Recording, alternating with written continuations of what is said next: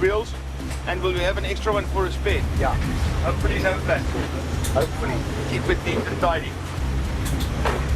I believe in maintaining very good relationships with the people around me. I try and get the best from them by motivating them and getting them to do what I want them to do in a good way. Some of these cars are wrecked in the qualifying. They rebuild the cars, they spend long hours, they work really hard, but it's a really bunch of good guys to have around us.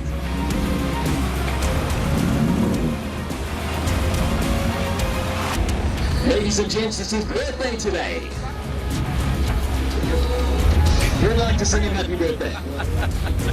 Happy birthday. 51. Birthday to you. Happy birthday to you. Everyone join in. Happy birthday, dear Jamil. Oh, nice. Happy birthday to you. Hooray! Thanks. Congratulations, Jamil, for this. My navigator is a guy by the name of Dennis Murphy. We've been together for quite a few years now. He's also done the Dakar with me now twice. He calls you the notes, he tells you where the dangers are, he keeps you on the right track, tells you where to go left, where to go right. It's easy to do it when you're going at 30 k's an hour, but when you're going at 130 and 150, things happen very quickly. And then to call the notes and keep you on the right track is not always that easy. He's very important in the car, and it's important that you get along with your navigator very well.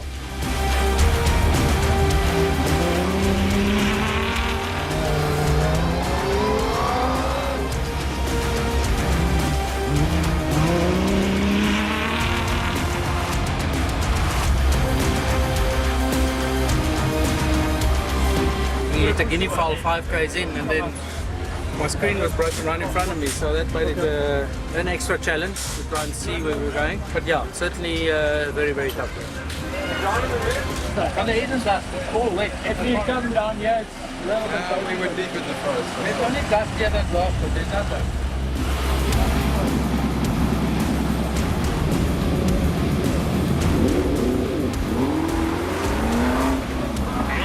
Away they go, round the brain and curve, skitter.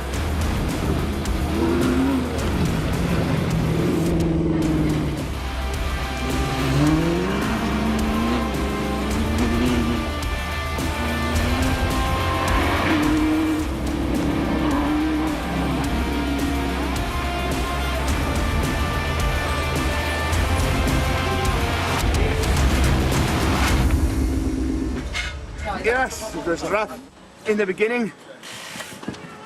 Just nurse it, try and bring it home. Seems to have paid off for us this far. Matt, there's something loose in the car as well. Some of the tools, something In the cabin. jump or whatever, something's loose and moves around a bit. I'll just take this for me.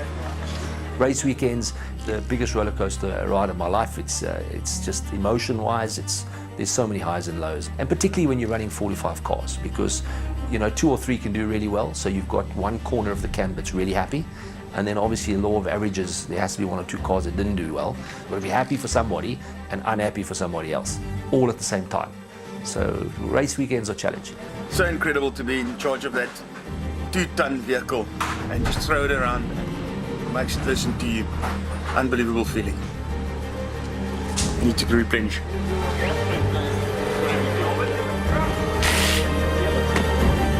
Jy nie meer lachen.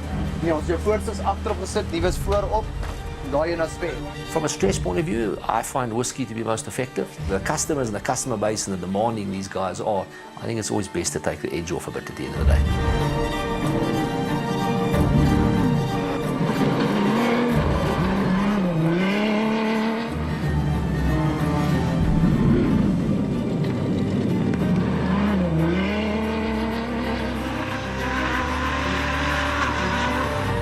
They both are born winners. Only one person can win each race. So you've got to get everything right. You'll see them checking every detail in the car, asking all the right questions. It's like this every time. That's how we've been able to be so successful over the years. That's kind of breeding that intent in them. But if it's not there inside their heart or their brain to want to win, it's very difficult to motivate that. And to have the control as well. I won't say any driver, but a driver of moderate talent can go and be very fast, but it's for how long you can be fast. That's the trouble. You've got to be on it for all 400 kilometers if you want to win, or certainly a big portion of them. Because now, with the timing the way we have it, the drivers are never absolutely sure where they are on the track. So they can't just go flat out, and if they've got a good lead, they wouldn't actually know it until they either got to service or the end of the race. I think Glyn has just, over the years, that's been his passion. And because he's so passionate about the sport and about the technical side of it, he understands what you need to do to make a race car go quickly. And, he's just all around a very nice guy. He's very nice to work with. We're very good friends, and we're almost like brothers. It's a very, very fortunate spot to be in, being part of a semi-professional team. It's definitely not a cheap sport to be involved in. But I really love it, and learning a lot of new things, and I think that the day you stop learning, you grow old.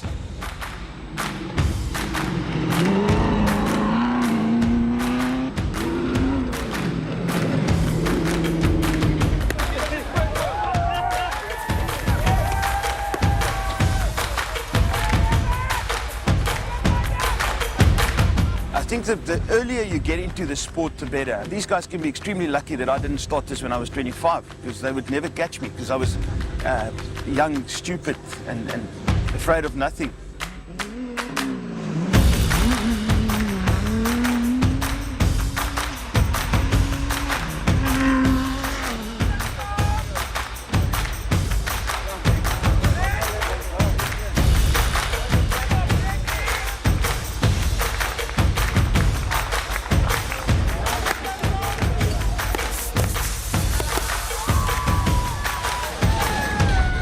It's nice to come second, but it's much better to win.